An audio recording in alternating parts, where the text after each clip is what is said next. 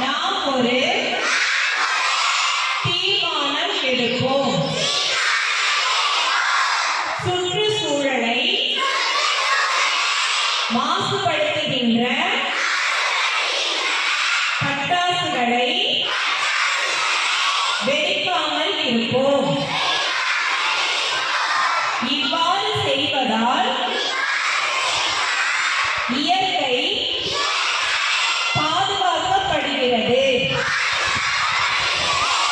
பட்டாசு தொழிற்சாலைகளில்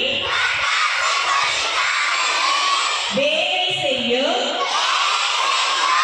சிறார்கள் செயல்பாட்டை உற்சாகப்படுத்தாமல் இடைநிற்றல் இல்லா கல்வியை